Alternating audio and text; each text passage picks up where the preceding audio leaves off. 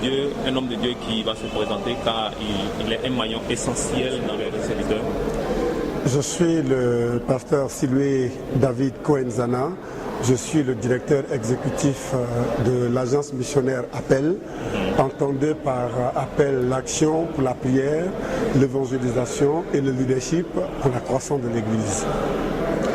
Appel est une agence missionnaire à caractère international qui travaille déjà sur 3 continents, l'Amérique, l'Afrique et l'Asie. Et j'en assure la direction exécutive pour la Côte d'Ivoire. Et c'est bien cette agence missionnaire qui est composée de plusieurs membres issus des différentes communautés chrétiennes en Côte d'Ivoire et ailleurs, qui, par l'expérience du travail sur le terrain, finit par comprendre qu'il fallait une plateforme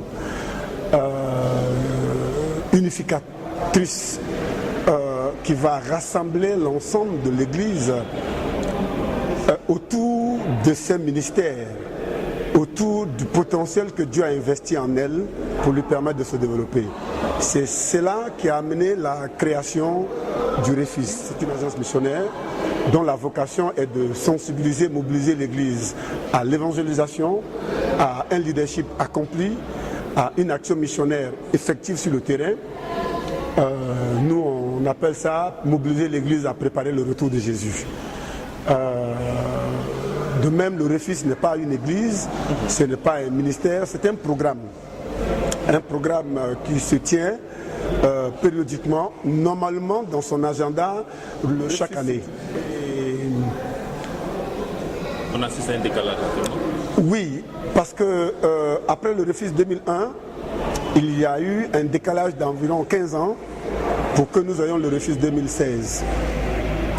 La presse m'a toujours posé la question, même dans les églises, même les leaders des églises m'ont toujours dit, mais pasteur, pourquoi? Depuis, il faut que je leur explique que c'était un repli stratégique.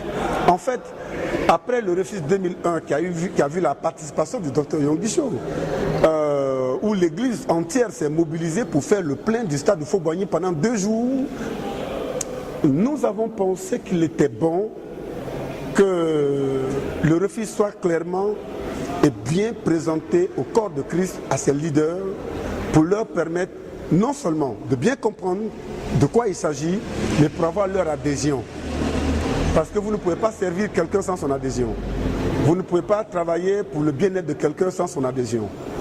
Et comme le REFIS se veut être un bien de l'ensemble de l'Église, il est bien de présenter à l'Église leurs choses et raisons de motivation pour se saisir de la compagnie.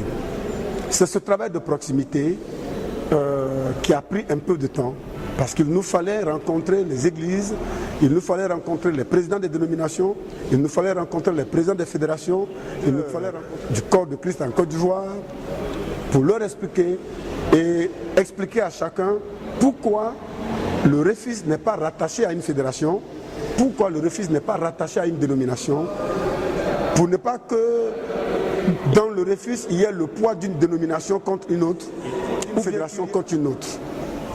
Voilà, c'est cette démarche qui nous a pris un peu de temps. Par la grâce de Dieu, nous pensons que nous avons quand même parcouru et que les leaders, dans leur majorité, ont compris la chose. C'est pour ça que nous avons initié le REFIS 2016, pour voir le résultat du travail qui a été fait dans le silence.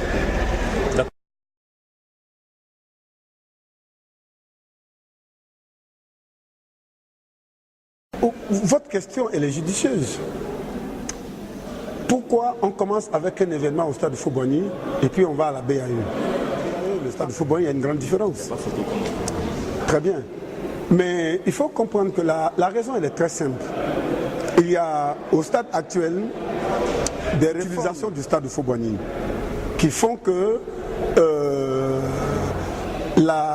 c'est beaucoup plus complexe. Plus compliqué de l'utiliser? Plus compliqué de l'utiliser. D'abord, les coûts ont changé. Mais par le passé, on faisait la location du stade de Faux-Boigny avec l'ensemble de l'électricité et autres, et l'utilisation du stade. C'était un prix unique. Mais maintenant, les tarifs sont détachés. Il y a la location du stade lui-même Et puis maintenant, il y a les charges de l'électricité. Les charges de l'électricité sont en moyenne à 750 000 francs l'heure. Imaginez qu'une campagne d'évaluation qui se tient la nuit doit se tenir au stade de Faux-Boigny pendant 3 heures. Ça veut dire que vous prenez 750 000 francs multipliés par 3. Vous mobilisez beaucoup d'argent pour ça. Alors c'est comme ça que nos leaders ont estimé que les espaces ne nous manquent pas.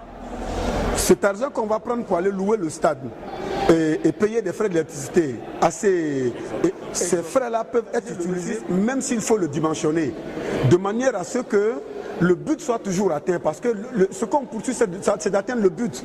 Ce n'est pas organiser l'événement pour l'événement, mais c'est d'atteindre le but. Peut-être même qu'un jour, on va organiser le refuge éclaté dans les quartiers de nos responsables spirituels.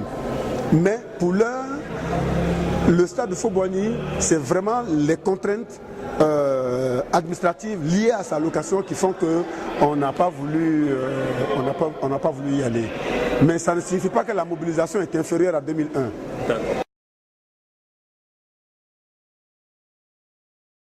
Où se trouve l'intérêt du royaume de Dieu, là où se trouve l'intérêt du Seigneur, nous devons y être. L'Église ne doit pas être absente lorsque les intérêts de son maître sont en jeu.